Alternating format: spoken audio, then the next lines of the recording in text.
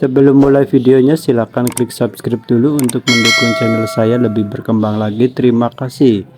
Kali ini saya kedatangan motor Mio Soul ya, dari Yamaha, dengan kendala ban depannya itu bocor ya.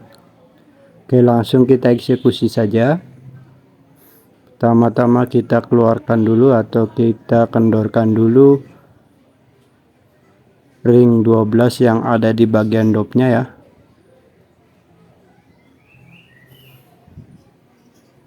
Kita keluarkan dulu dari dopnya pakai kunci pas 12.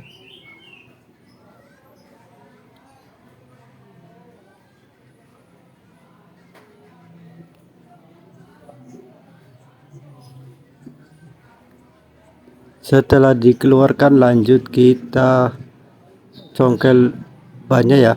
Sebelum dicongkel, karena bannya lumayan susah, kita longgarkan dulu ya. Kita longgarkan dulu sambil kita tekan-tekan bagian ban dalamnya. Oke, langsung kita congkel, dan bagian bawahnya jangan lupa untuk ditekan-tekan ya.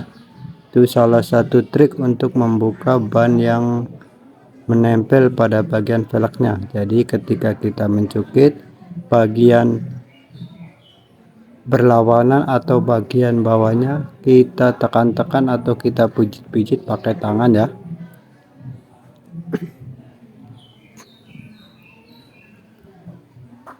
Setelah 2 kali cukitan, 3 kali cukitan, kita pakai 3 cukitan ya. Yang 2 cukitan kita tahan, yang 1 cukitan digunakan untuk mencongkel. Jangan lupa bagian yang cukitan pertama kita selapkan di bagian sok depan ya. Setelah lanjut kita buka seluruh bagian bannya ya. Oke, setelah itu kita tarik atau kita keluarkan bagian ban dalamnya ya. Kemudian kita lanjut ke proses pengecekan dengan menggunakan air. Nanti kalau kita cek melalui air, biasanya akan terlihat bagian yang berlubang akan mengeluarkan gelembung atau tekanan air yang keluar di dalam air.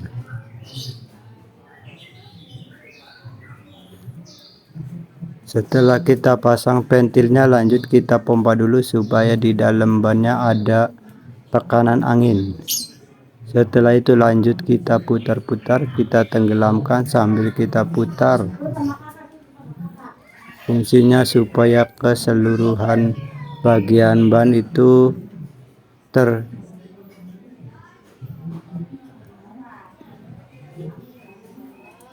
jadi bagian seluruh ban itu bisa kita cek secara merata.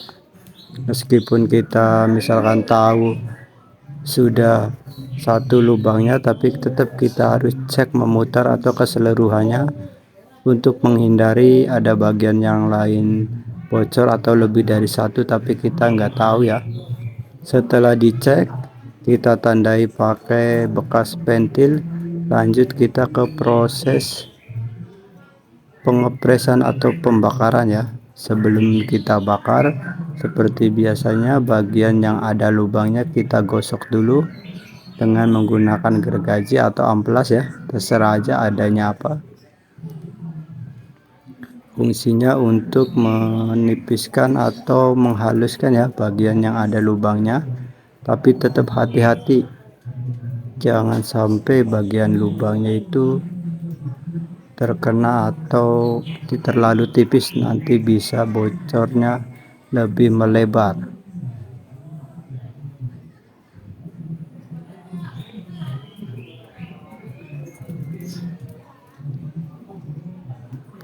Setelah kita gosok secara merata, lanjut kita gunting bagian karet kompon atau karet tambalnya ya.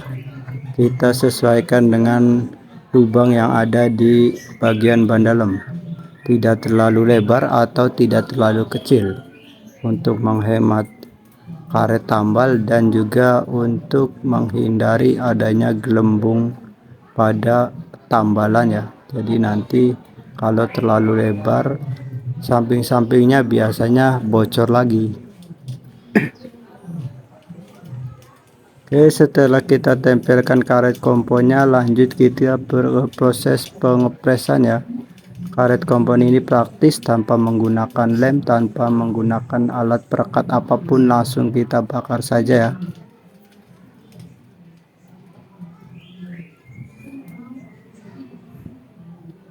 Oke, bagian yang ada karet komponnya itu menghadap ke bawah.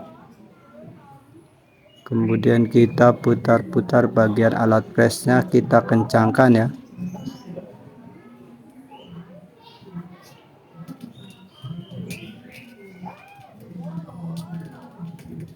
Kita usahakan supaya pas di tengah-tengah, supaya pengepresannya itu maksimal dan hasilnya matang dengan sempurna.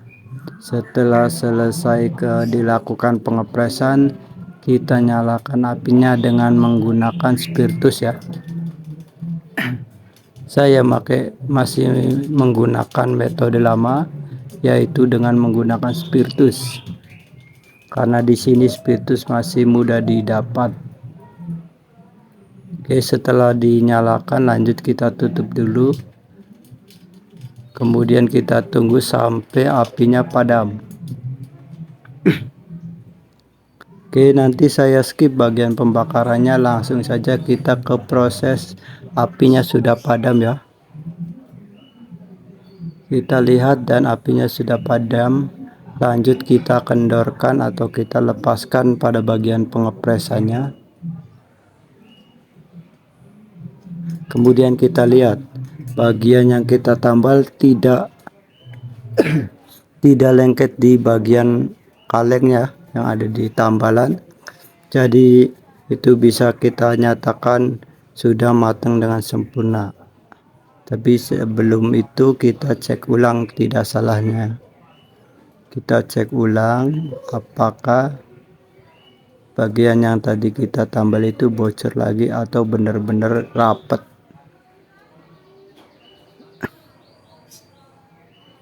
Oke, setelah kita pompa, kita masukin lagi ke dalam air. Kita lihat tidak ada yang bocor, kita kempeskan lagi atau kita cabut lagi pada bagian pentilnya. Setelah itu kita lanjut ke proses pemasangan kembali ya. Sebelum kita pasang, kita periksa dulu bagian roda depan, bagian ban dalamnya itu, supaya kita yakin tidak ada paku atau benda tajam yang lainnya ya. Nanti kita susah-susah sudah tambal, kena paku yang kita tidak teliti atau tidak periksa. Oke, pertama yang kita masukin adalah bagian dop atau bagian pentil ya. Kemudian kita kencangkan dulu menggunakan baut ring 12. Setelah itu kita masukin keseluruhan bagian ban dalamnya. Sambil kita putar-putar bagian roda depannya. Kemudian kita tekan-tekan atau kita pijit-pijit dulu bagian roda luarnya ya, ban luarnya. Kemudian sisanya kita congkel ya. Hati-hati saat proses pencongkelan, karena bisa salah-salah bisa bikin sobek kembali ya. Oke, kita cukit satu kali, yang bagian atasnya kita tekan-tekan ya. Nah, satu kali kita cukit, kemudian bagian atasnya kita pijit-pijit atau kita tekan.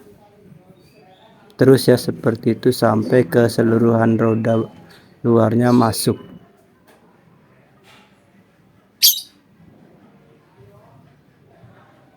Oke, setelah seluruh ban luarnya masuk, lanjut kita di proses pemompaan kembali ya.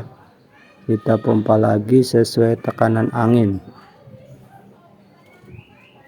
Setelah itu prosesnya sudah selesai ya. Terima kasih yang sudah menyaksikan. Jangan lupa like dan subscribe-nya. Komen juga kalau ada yang kurang di video saya. Terima kasih.